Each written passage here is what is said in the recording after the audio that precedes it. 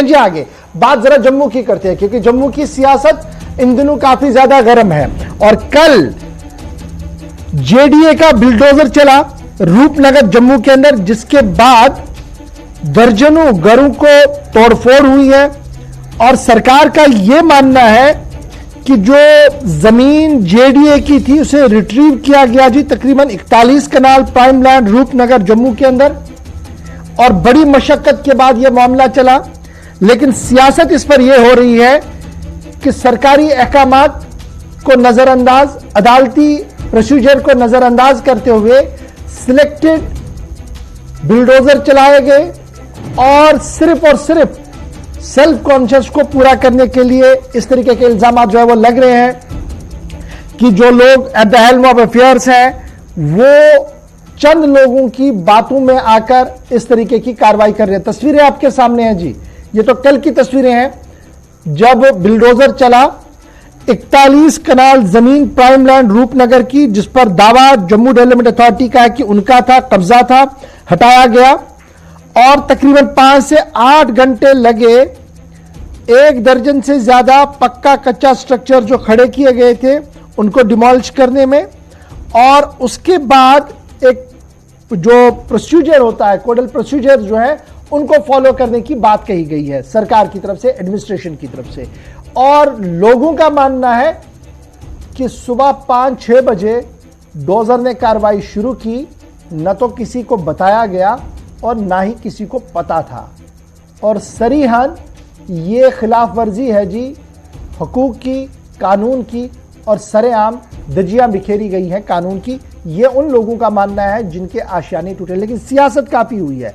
आज कुछ लोगों ने विरोध किया, कुछ लोगों ने इस पर खुशी की है। मिला जुला रद्द अमल जो है वो जम्मू के अंदर भी। इस पर जरा मजीद समझने की कोशिश करते हैं। मेरे साथ हमारे गेस्ट ज्वाइन करेंगे जी। बीजेपी से डॉक्टर ताहिर चौधरी साहब हमारे साथ ज्वाइन करेंगे, पीपल्स डेमोक्रेटिक पार्टी से फिरदौस टाक साहब हमारे साथ ज्वाइन करेंगे, एडवोकेट चौधरी साहब मेरे साथ ज्वाइन करेंगे जी, ताकि हम मजीद इस पूरे मामले की नज़ाकत को समझे, इफादियत को समझे और पता लग सके हमें कि किस तरीके का माहौल जो है वो बन रहा है। एडवोकेट शाह मोहम्मद चौधरी साहब थोड़ी देर में मेरे साथ ज्वाइन करेंगे। ताहिर चौधरी साहब बीजेपी के तर्जुमान मेरे साथ इस वक्त है। ताहिर साहब बहुत शुक्रिया जी ज्वाइन करने के लिए। तस्वीरें खुद बता रही हैं कि माहौल कैसा है, और आज का पूरा दिन कहीं पर जश्न, कहीं पर एहतजाज, कहीं पर गुस्सा साफ दिख रहा था। कैसे आप इसको देख रहे हैं? ये जो कार्रवाई पूरी हुई है आज जेडीए की तरफ से, कितनी सही और कितनी गलत? देखिए मोहन साहब, मैं पहले ही कह चुका हूं कि ये जो कार्रवाई हुई है बहुत गलत हुई है और ऐसी कार्रवाई नहीं होनी चाहिए थी। एक फैमिली जो पिछले 100 साल से इस जगह पे रह रही थी, उनका पहले से ही जेडीए के साथ कोर्ट में, ऑनरेबल कोर्ट में केस चल रहा था और इनके पास कोर्ट से स्टे भी था। मुझे नहीं समझ आता कि रात के सोए हुआ परिवार और सुबह आते ही जेडीए ने अटैक कर दिया, डिमोलिश करना शुरू कर दिया, उनकी जो उनके जानवर थे, माल मवेशी थी, उसको आगे पीछे कर दिया, सारा कुछ कर दिया। और जिस तरह से ये सारा खेल खेला गया, बहुत शर्मनाक खेल खेला गया।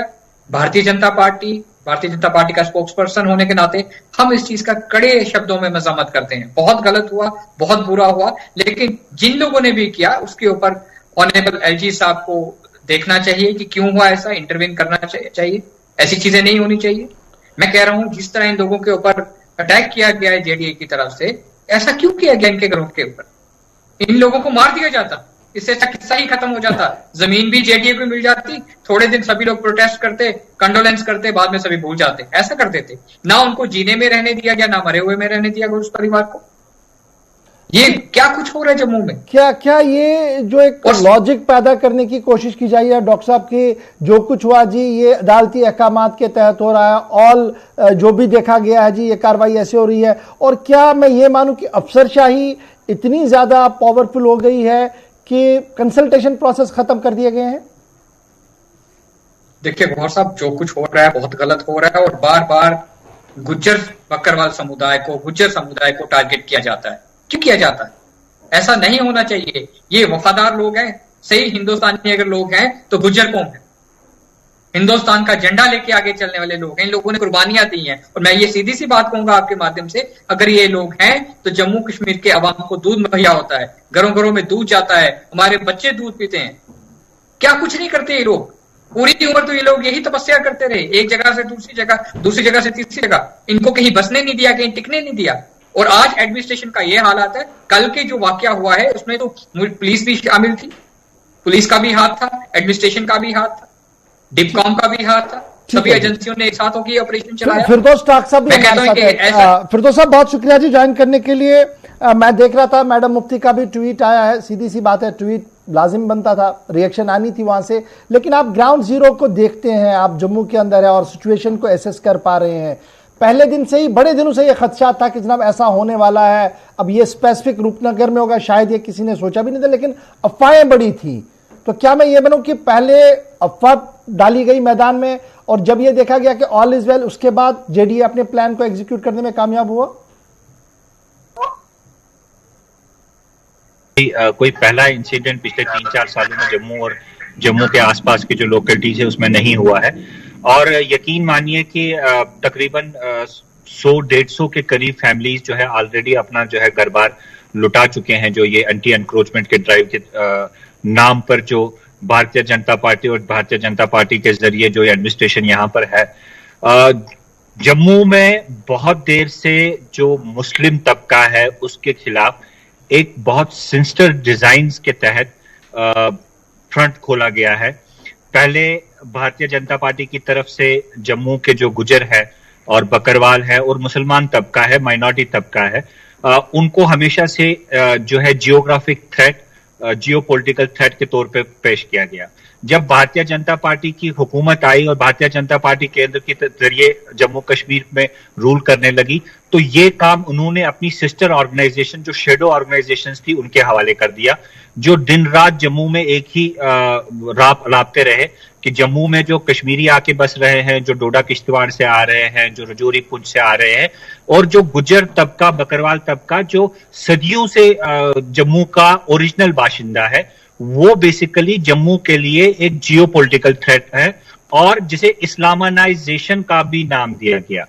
और पिछले 1.5-2 साल से हमने ये बहुत सारे आइसोलेटेड इंसिडेंट्स नहीं है कि जहां पे पर्टिकुलरली एक कम्युनिटी को टारगेट किया जा रहा है और पर्टिकुलरली एक घर, 2-2 घर को टारगेट करके जेडीए के नाम पर, म्युनिसिपलिटी के नाम पर, इवन देन के बठंडी और सुंजवा में भी हुकाम की तरफ से एक कैंपेन लॉन्च किया गया, लेकिन बर वक्त वहां के लोगों की बहुत सारी रिजेंटमेंट पेश हुई, वहां पे प्रोटेस्ट हुए, वो कैंपेन जो है रोक दी गई। उसके बाद सिदरा पे एक पर्टिकुलर कम्युनिटी की तरफ से बिजनेस एस्टेब्लिशमेंट खोली गई, वहां पे रेस्टोरेंट्स खोले गए, कैफेज खोले गए, ईटिंग जॉइंट्स खोले गए और जिला इंतजामिया और सूबाई इंतजामिया ने ये यकीनी बनाया कि वहां पे जितने भी बिजनेस हाउसेस थे उनको शट डाउन करवाया गया, क्लोज डाउन करवाया गया, क्योंकि वो एक पर्टिकुलर तबके के नौजवानों ने वो बिजनेस शुरू किया था।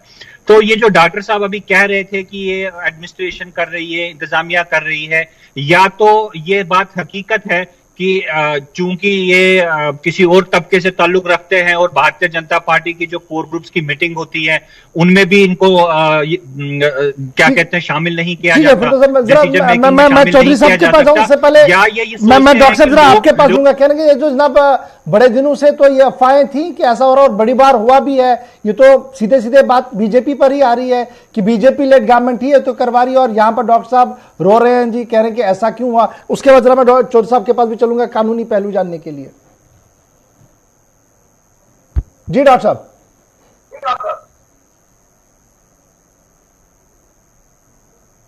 पीडीपी के तरफ से इस तरह के इल्जाम लगाना भारतीय जनता पार्टी की तरफ ऊपर, सरकार के ऊपर, इन लोगों ने आज तक यही सियासत खेली है। और आज इस दुख के टाइम पे जब ऐसा एक परिवार के साथ हादसा हो जाता है, आज भी सियासत खेलने की कोशिश की जा रही है कि ये सारी चीजें भारतीय जनता पार्टी कर। भारतीय जनता पार्टी ने कभी ऐसा नहीं किया। हम लोगों ने हमेशा सबका साथ, सबके विकास की बात की है। हम लोग सबको साथ लेके चलने वाले लोग हैं। और जो कल ये चीज हुई है, हमने इसकी भी शर्मनाक, इसकी भी मजम्मत की है, पूरी भारतीय जनता पार्टी ने की है। इनको वो चीजें मुझे नहीं समझ आता कि इन हालात में भी ये लोग सियासत करते हैं, कैसी सियासत करते हैं, क्योंकि इन लोगों को मालूम है इस टाइम पे जमीनी सतह पे ये लोग अपने जो वजूद है वो खो चुके हैं। इस तरह के ये जो क्रोकोडाइल टीयर्स है, कब तक बहाते रहेंगे? क्या कब तक दिखाते रहेंगे पब्लिक को? बहुत शर्म आ रही है मेरे को इनका ये बयान सुन के कि हर चीज पे भारतीय जनता पार्टी, हर चीज पे सरकार। लेकिन जब एडमिनिस्ट्रेशन ने ऐसा कदम उठाया है तो हम उसकी मदद कर रहे हैं। एक लॉजिकल बात तो ये भी है ना कि सरकार डायरेक्टली इनडायरेक्टली बीजेपी तो इन्वॉल्व है गवर्नमेंट में। जी फिरदौस डाक साहब। और फिर क्या, मैं देखिए गौहर साहब, ये बहुत अफसोस की बात है, घर के बड़े ये डीसी ये लाते हैं, वीसीजेडीए ये लाते हैं, ड्यूकाम ये नहीं फिरदौस डाक साहब, आप जैसे इंसान से इस तरह के बयान नहीं लगता था, इस तरह के बयान दोगे, लेकिन आपकी मजबूरी है कि आप पीडीपी के एजेंट हो, पीडीपी का एजेंडा लेके चलने वाले इंसान हैं। आप लोगों ने जम्मू कश्मीर के हालात खराब किए हैं। नहीं, ऐसी बातें मत कीजिए, आप ऐसी बातें मत कीजिए। पहले अपने आप को देखिए, अपनी पार्टी को देखिए, अपनी पार्टी को देखिए। को बताइए, आज भी आप इस तरह की बातें कर रहे हो। आप बताइए कि एलजी एडमिनिस्ट्रेशन जो है वो इंडिपेंडेंटली काम कर रही है और केंद्र में आपकी नहीं चलती। अगर आज भी आपकी नहीं चलती, ये चीजें नहीं चलेंगी। सॉरी, कब चलेगी? आप छोड़ दीजिए ये मगरमच्छ के आंसू बहाना, छोड़ ठीक है, जरा लीगल पर्सपेक्टिव इसका देखिए। भारतीय जनता पार्टी के लिए, भारतीय जनता पार्टी के अपने ऑफिस में रैकेट थ्रेट है। जब आप दफ्तर से बाहर निकलते हैं तो आपके बारे में भी यही कहा जाता है कि इसके सामने कोई बात मत करना, क्योंकि ये मुसलमान है, क्योंकि ये माइनॉरिटी से है, क्योंकि ये एक तबके से है। भारतीय जनता पार्टी में, हमारी ऑर्गेनाइजेशन में कोई भी ऐसी चीज नहीं। आप जितनी जल्दी इसको समझ पाए उतनी जल्दी आप। ठीक है डॉक्टर साहब मैं आऊंगा दोनों के पास। जरा चौधरी साहब के पास चलते हैं। हमारे साथ वकील साहब भी ज्वाइन किए हुए हैं और ये सारी गुफ्तगू सुन रहे हैं और इस केस को मुतालिक काफी गहरी दिलचस्पी रखते हैं। जी शेख मोहम्मद चौधरी साहब, बहुत शुक्रिया सर ज्वाइन करने के लिए। लीगल क्रोनोलॉजी समझना चाहूंगा। सरकार कह रही है कि जनाब जो कुछ किया गया एज पर कोर्ट डायरेक्शन हुआ, हमने कोई जी वायलेशन नहीं की, ये जमीन कब्जे में थी, हमने छुड़वा दी। पॉलिटिकल प्रोसेस पे जो चल रहा है उस पर थोड़ी देर में आऊंगा, लेकिन लीगल टर्मिनोलॉजी में आपसे जानना चाहूंगा, क्या सही तरीके से इंटरप्रेट किया गया कोर्ट के डिसीजन को? इसमें गौहर साहब बात यह है कि आज जब डिमोलिशन के बाद जो यहाँ पर बड़े मैसिव डिमोलिशन किया गया जो मुझे पकड़वार के घरों को, तो आज सुबह हम जब काफी तादाद में वहां लोग, हर कम्युनिटी के लोग वहां मौजूद थे और हर एक कम्युनिटी के आदमी ने इसको कंडेम किया। देखिए बात यह है, अगर उनकी बात सुने कि रेवेन्यू महकमे ने 1978 में एक मोटेशन दर्ज किया इन लोगों के हक में और उसमें यह कहा कि इन लोगों की जो घर है ये 1947 से पहले ये गुज्जर लोग जो यहाँ पर बैठे जमीन को काश्त कर रहे थे। तो जेडीए बनी 78 में, 70 में अगर जेडीए बनी और 78 में अगर ये रेवेन्यू डिपार्टमेंट ये कहता है कि इनका कब्जा मुसलसल 78 से लेकर अभी तक चल रहा है और इनका कब्जा दौरान इंक्वायरी ये पाया गया कि ये 1947 से पहले इस एरिया में रह रहे हैं और इन गुज्जर बकरवालों की कहीं भी यूनियन टेरिटरी में या साबका स्टेट में कहीं 1 इंच भी मलकियत जमीन नहीं है। अच्छा, उसमें बाद क्या हुआ कि जैसे आप जानते हैं कि जो रोशनी एक्ट बना था, रोशनी एक्ट को ऑनरेबल डिवीजन बेंच ने अल्ट्रा वायरस कर दिया एक पब्लिक इंटरेस्ट लिटिगेशन में, एक इंटरिम ऑर्डर के तहत। उसके बाद मेन जो पिटीशन है वो अभी ऑनरेबल हाई कोर्ट की डिवीजन बेंच में चल रही है। तो ऑनरेबल हाई कोर्ट की जो डिवीजन बेंच थी उन्होंने कहा कि आप ये लैंड रिट्रीव करिए और इसके साथ साथ जो दूसरी सरकारी जमीनें हैं वो लोगों के कब्जे से निकालिए। उसके बाद रिव्यू हुआ, हमारी स्टेट गवर्नमेंट ने रिव्यू दायर किया। आज हाई कोर्ट में कम से कम जहां तक मेरी नॉलेज है, ज्यादा भी हो सकते हैं, कम भी 150 के करीब रिव्यू पिटीशन हाई कोर्ट में पेंडिंग है। तो सुप्रीम कोर्ट में भी लोग गए और सुप्रीम कोर्ट ने कहा अगर ये रोशनी का मामला है तो इन लोगों के खिलाफ कोई मेजर नहीं किए जाएं। वहां के जो सोलिसिटर जनरल थे उन्होंने सुप्रीम कोर्ट में बयान दिया जी। जहां तक इनका ताल्लुक है, इनका जो हमें कागज बताए इन्होंने 16 दिसंबर को ऑनरेबल डिवीजन बेंच ने इनके केस को खारिज किया और ये कहा कि आप दूसरी रेमेडी जो है उसको देखें क्योंकि ये एक्ट ऑलरेडी अल्ट्रा वायरस हो चुका है। तो इनका एक केस उन्होंने बताया कि हमारे डिस्ट्रिक्ट कोर्ट में भी एक केस चल रहा जहां से स्टेटस को था। देखिए कोर्ट्स ने ये कहा है कि जो इनकी अल्टरनेटिव रेमेडी है वो ये अपनी रेमेडी को करेंगे, इस्तेमाल करेंगे अपनी रेमेडी का। तो पुलिस का जाके सुबह मैं कहता हूं एज ए लॉयर कि भाई मान लिया जाए ये इनका कोई केस नहीं है, लेकिन इनके कब्जे में जमीन जो है वो 60-70 साल से है, ये अनऑथराइज्ड ऑक्यूपेंट मैं इनको मान के चलता हूं।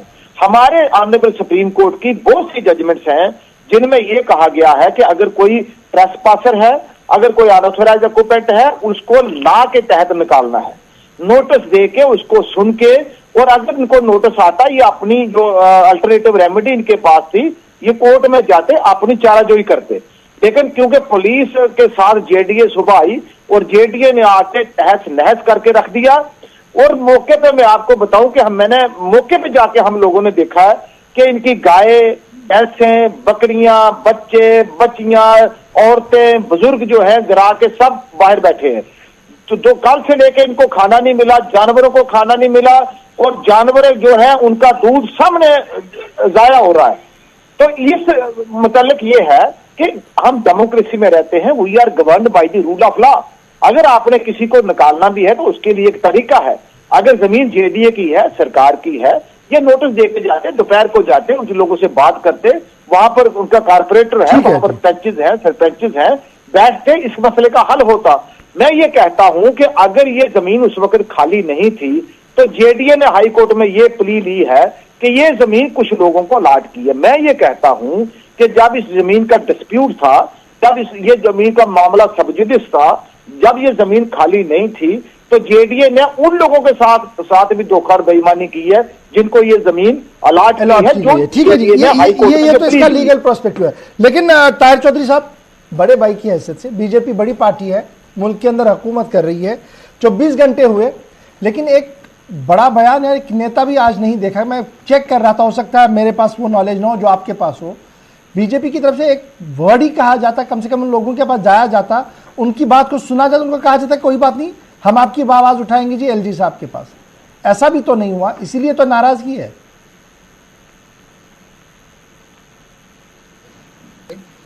इस चीज के ऊपर मैं बोला हूं पार्टी का स्पोक्सपर्सन होने के नाते, क्यों नहीं बोलूं, मैं बोलूं। जो अल्फाज मैंने इस्तेमाल किए आप देखिए, आई थिंक आपने भी देखे होंगे, आज तक मैंने वो अल्फाज इस्तेमाल नहीं किए। भारतीय जनता पार्टी का अगर स्पोक्सपर्सन बोल रहा है तो आप समझे कि पार्टी की तरफ से डायरेक्शंस है, तो मैं बोल रहा हूं। हमारी पार्टी पूरे सिस्टम से चलती है और साथ, और पार्टी को इस चीज का बहुत धक्का लगा है जो चीज हो रही है। कहीं ना कहीं जम्मू में जो बाबू राज चल रहा है, अगर ऐसे चलता रहा तो आने वाले टाइम पे ऐसे हादसे और भी किसी के साथ भी हो सकते हैं, कहीं पे भी और ड्राइव्स भी ऐसे चल सकती हैं। इन चीजों के लिए हमें सोचना पड़ेगा। भारतीय जनता पार्टी इस चीज को बहुत सीरियसली ले रही है। मुझे लगता है आने वाले दिनों में जो भी डिसीजन इस परिवार के लिए होगा बेहतर होगा, पॉजिटिव होगा। हम इस परिवार के साथ हैं, इस दुख की घड़ी में हम उनके साथ हैं। डॉक्टर साहब, पीडीपी को ऐसा क्यों फील हो रहा है कि ये तो जनाब ट्रेलर है, अभी कहानी बाकी है, जैसे आपने कुछ चीजें गिनवाई भी, और आपका ये अप्रहेंशन क्यों है कि जनाब सब कुछ एक प्रोग्राम के तहत चल रहा है और ये चीजें जो है ये शो ऑफ के लिए टीवी पे हो रही है सारी? गौर साहब, मैं बहुत सालों से ये बात कह रहा हूं कि इजराइल के बाद जो है वो आरएसएस ने एक रेड बुक बनाई है जिसे लाल किताब कहा जाता है, और एडमिनिस्ट्रेशन हो, गवर्नमेंट हो, इंतजामिया हो, एलजी हो, डीसी हो, हर बंदा जो है एक डिक्टेट के तहत काम करता है। जब दफा 370 हटाया गया तो सबसे पहले कम्युनिटी और इस सोसाइटी में एक रोष जो है पॉलिटिशियंस के खिलाफ पैदा किया गया। टारगेट पॉलिटिशियंस को किया गया कि देखिए जी, आपको किसी को नुकसान नहीं है, यहाँ की जो रीजनल लीडरशिप है ये सब कुछ कराया इनका है, तो हमने इनको सबक सिखाना है। हम उस वक्त भी कह रहे थे कि this is a process to further disempower the people, ये कोई फाइनल चीज नहीं है। और उसके बाद देखिए कैसे फिर मुलाजमों को कैसे टारगेट किया गया, फिर बिजनेस एस्टेब्लिशमेंट्स को टारगेट किया, फिर आपका बैंकिंग इंस्टीट्यूशन है उसको टारगेट किया, फिर आपके जो छोटे ट्रेडर्स हैं उनको टारगेट किया गया, आपकी इकोनॉमी को टारगेट किया गया, इवन देन के आपके एप्पल को तक नहीं छोड़ा गया। फिर ये कहा गया कि भाई ये कश्मीर के जो सेब हैं, ये गाल हैं, वो लाल कैसे हैं। तो हर सोसाइटी के हर तबके को एक मुकर्रर वक्त पे जो है वो टारगेट किया जाता है। खासकर गुजर बकरवाल तबका जो है, ये भारतीय जनता पार्टी के आंखों का हमेशा से रोड़ा बन के आ रहे हैं। डॉक्टर ताहिर साहब जो है ये खुद एक गुजर है, ये अपने मफाद, अपने इंटरेस्ट के लिए भारतीय जनता पार्टी की तारीफें करते रहे, लेकिन दिल में ये हमेशा जानते हैं कि जो गुजर, जम्मू का पर्टिकुलर गुजर रहने वाला है, वो हमेशा भारतीय जनता पार्टी के लिए एक रोड़ा बन के आया हुआ है। जब वो हुकूमत से बाहर थे तब भी वो रोड़ा था, जब हुकूमत में थे, हमारी हुकूमत का हिस्सा हमारी पार्टी के साथ हुकूमत में थे, तब भी इनके जो लीडरान, इनके जो मिनिस्टर थे, मैं आपको एक मिसाल दे दूं कि इनके एक मिनिस्टर ने एक गवर्नमेंट का प्रोजेक्ट जबरदस्ती एक ऐसी जगह पे बनवाया जहां पे बकरवाल तबका रहता था, क्योंकि वो उस बकरवाल तबके को वहां से डिसलॉज करना चाहते थे। आप देखिए, जब महबूबा मुफ्ती चीफ मिनिस्टर थी, उन्होंने एक ऑर्डर निकाला कि किसी भी बकरवाल या गुजर को अपनी लैंड से डिस्पोजेस नहीं करना चाहिए without processing the due course of law. Bharatiya Janata Party, despite being in the government, was first to condemn and criticize that direction. अब डॉक्टर साहब की अपनी मजबूरियां होंगी, ठीक है जी, क्या करें? उसके बाद आप देख लीजिए गौहर साहब, जस्ट द लास्ट वर्ड जी, जब ये इन्होंने फर्दरेंस ऑफ देयर डिजाइन एक वर्टिकल डिवीजन पैदा किया गुजर और पहाड़ी तबके के बीच में, क्योंकि ये तबका हमेशा से इकट्ठा आ रहा था और गुजर और पहाड़ी को लड़ाते रहे। Everything is being done to further disempower. Shah Mohammad Chaudhary साहब, बड़ा इंपॉर्टेंट ये है कि जब मैं इस प्रोस्पेक्टिव को देखता हूं, चूंकि आप भी सीनियर सिटीजन है, पॉलिटिक्स पर गहरी नजर रखते हैं, किस तरीके से आप पॉलिटिकल व्यू पर इसको देखते हैं? क्या वाकई तौर पर इसी तरीके का माहौल है जो टाक साहब बता रहे हैं कि जनाब बड़ा डर है, दहशत है, क्योंकि एक प्लान एग्जीक्यूट करने की कोशिश हो रही है? क्या आपको भी एज ए सीनियर सिटीजन के, as a senior political person के लग रहा है कि ऐसा ही माहौल है? देखिए गौहर साहब, हाई कोर्ट में जम्मू डेवलपमेंट अथॉरिटी ने एक एफिडेविट दिया है कि 90,000 कनाल जमीन जो जेडीए की है वो अलग-अलग लोगों के कब्जे में है, जम्मू, सांबा, कठुआ, उधमपुर, रियासी या दूसरे डिस्ट्रिक्ट्स में। तो मैं ये कहता हूं कि अगर बाकी लोगों के पास 90,000 कनाल जमीन है तो फिर गुज्जर बकरवाल पे ही क्यों बुलडोजर चलता है? और जो गुज्जर बकरवालों के एरिया है वहीं पे बुलडोजर चलता है। ये बुलडोजर पहली दफा नहीं चल रहा, यहां जब से लेके भारतीय जनता पार्टी की गवर्नमेंट आई है ये कोई 20वीं जगह बुलडोजर चला है और गरीब लोगों पे बुलडोजर चलता है। भारतीय जनता पार्टी के लोगों के जो नाम हैं, जो रोशनी एक्ट के में जो रिपील हुआ है, उसमें हाई कोर्ट में जो डीसी ने पूरी कंपाइलेशन भेजी है, उसमें भारतीय जनता पार्टी के लोगों का या दूसरे जो पॉलिटिशियंस हैं उनका नाम है जिनके पास सैकड़ों कनाल जमीन है। तो बुलडोजर जो है ये गरीब पे क्यों चलता है? बुलडोजर क्यों नहीं उन लोगों पे चलता जिन लोगों ने सरकारी जमीनों पे कमर्शियल कॉम्प्लेक्स बनाए हैं, जिन लोगों ने सैकड़ों कनाल जमीन जो सरकारी है। देखिए, हमने एक आरटीआई लगाई, आरटीआई में जंगलात वालों का और स्टेट वालों का जवाब आया, कुछ लोग ऐसे हैं जिनके पास 500 कनाल है और ये वो लोग हैं जिनके पास 10 मरले, 5 मरले या 1 कनाल जमीन है। तो भाई अगर एविक्शन करनी है तो पहले बड़े लोगों से एविक्शन यूनिफॉर्म होना चाहिए सबके। डॉक्टर चौधरी कंक्लूड कीजिएगा इस बात को, कैसे आप इस मोशन को और इस बात को क्लियर करेंगे जो लगातार कहा जा रहा है कि एक सिलेक्टिव लोग हैं जी जिनके ऊपर बुलडोजर चल रहा है, हजारों कनाल जमीन तो और भी है लेकिन कोई पूछने वाला नहीं है। लोगों पे चल रहा है, चाहे वो फॉरेस्ट के हो चाहे स्टेट लैंड पे हो, एक खास तबके के ऊपर सिलेक्टिव लोगों को टारगेट किया जा रहा है। ठीक है जी, डॉक्टर साहब कंक्लूड कीजिएगा जरा। देखिए गौर साहब, जहां तक भारतीय जनता पार्टी की सोच है, हमारी सरकार की सोच है, हम ऐसे हादसे के खिलाफ हैं। ऐसे इंसिडेंट्स नहीं होने चाहिए और जो कल हुआ बहुत शर्मनाक हादसा है, उसकी हम मजम्मत करते हैं और हमारा यही रहेगा कि आने वाले टाइम पे जल्दी से जल्दी एलजी साहब इस चीज में इंटरवेन करें और इस चीज को सामने लाएं कि सही हुआ कि गलत हुआ है।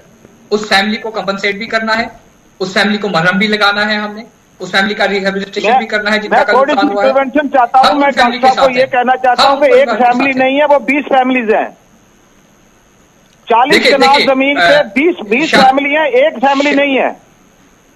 शाह मोहम्मद साहब, सबके साथ इंसाफ होगा और जो कल का ये गिनहुगोन जो इन्होंने किया है, कल सुबह जो कुछ भी किया है, जेडीए ने किया और जो बाकी एजेंसीज ने मिलकर किया है, सबके ऊपर कार्रवाई होगी और एलजी साहब सब चीज देख रहे हैं। मैं इस चीज के ऊपर कल से बोल रहा हूं और मैंने जो अल्फाज इस्तेमाल किए हैं, जो मेरी टोन थी, वो पहली बार मैं इस तरह से बोला हूं, मैं कभी ऐसे नहीं बोला हूं। ठीक है, टाक साहब जरा अपना फीडबैक दे दीजिए। मैंने जी लास्ट कमेंट टाक साहब।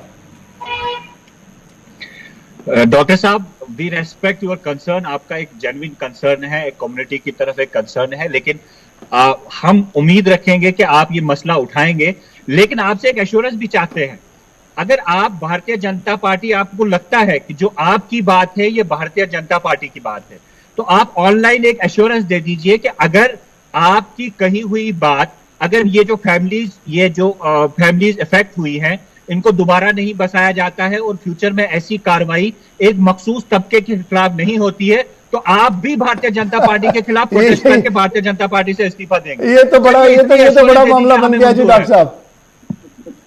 नहीं, देखिए डॉक्टर साहब पॉलिटिशियन के साथ एक वकील भी हैं और ये बहुत हर तरह की चाल जानते हैं और स्पेशली जिस पार्टी को बिलोंग करते हैं वो पार्टी के तो है ही सारे षड्यंत्र हैं उस पार्टी में। वो पार्टी सुबह शाम षड्यंत्र ही करती है इस इशू को एश्योरेंस तो दे दीजिए, एश्योरेंस तो ऑन रिकॉर्ड तो एश्योरेंस दे दीजिएगा। लोगों को इंसाफ ऑन रिकॉर्ड में बार-बार कह चुका हूं। देखिए ना जो चीज मैं कह चुका हूं, गौहर साहब ने भी वो आई थिंक बाइट भी देखे होंगे, वो प्रोग्राम भी देखा होगा, गौहर साहब इस चीज को एडमिट करेंगे। अभी मैं बहुत ये चीज कह चुका हूं और मैं एलजी साहब को भी गुहार लगाऊंगा, होम मिनिस्टर साहब को भी लगाएंगे, पीएम साहब को भी लगाएंगे कि गुज्जर बकरवाल एक ऐसा जम्मू कश्मीर का तबका है जो यहाँ की एक खूबसूरती है, उसको डैमेज मत करो, उनको तंग मत करो, जहां पे रह रहे हैं उनको रहने दिया जाए। बहुत शुक्रिया जी आप तीनों मेहमानों को मेरे साथ ज्वाइन करने के लिए। डॉक्टर साहब, शाह साहब और चौधरी साहब, बहुत शुक्रिया जी ज्वाइन करने के लिए।